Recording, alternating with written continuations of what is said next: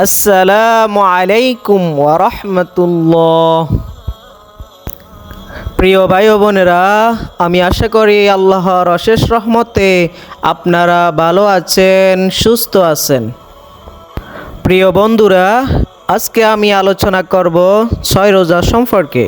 6 রোজা কখন রাখবেন, কেন রাখবেন, কিভাবে রাখবেন।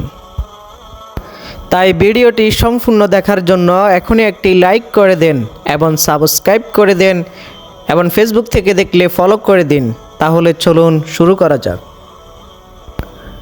প্রিয় বন্ধুরা, রমজানের পর আরবি মাসটার নাম হলো শাওয়াল মাস।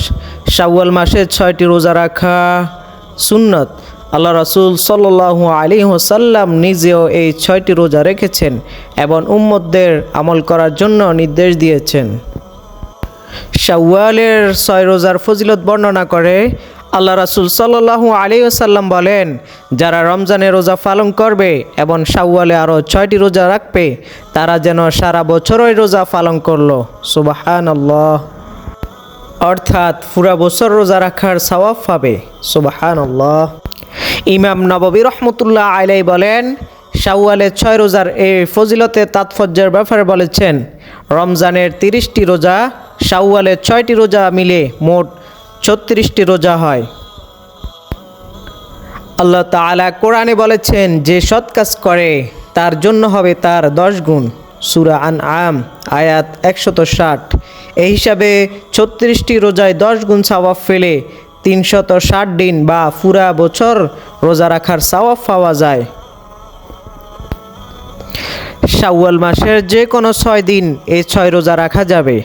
আপনি যদি পারেন তাহলে একসাথে 6টি রোজা রাখতে পারেন, আর যদি একসাথে সম্ভব না হয় তাহলে আগে পরে করেও রাখতে পারবেন। শাওয়াল মাসের যে কোনো দিন এই রোজা পালন করতে হবে। অর্থাৎ শাওয়াল মাসের মধ্যেই যে কোনো দিন আপনি এই 6 রোজা রাখতে পারবেন। গ্রামগঞ্জে কিংবা শহরে শাওয়ালের রোজাগুলোকে মা বোনদের কাছে এখন 6 রোজা হিসেবে বেশি পরিচিত। শাওয়াল মাসের 6 রোজার রয়েছে অনেক ফজিলত। তাই আমরা যথাসাধ্য চেষ্টা করব 6 রোজা রাখার জন্য। মা বোনেরা আলহামদুলিল্লাহ তারা ফরজের পাশাপাশি নফলগুলো রাখার চেষ্টা করে।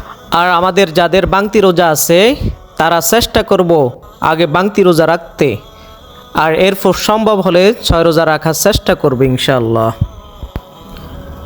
আল্লাহ পাক রব্বুল আলামিন সবাইকে ফরজের পাশাপাশি নফলগুলোও পালন করার তৌফিক দান করুক। আমিন। সবাই ভালো থাকবেন, সুস্থ থাকবেন। আসসালামু আলাইকুম ওয়া রাহমাতুল্লাহি ওয়া বারাকাতুহু।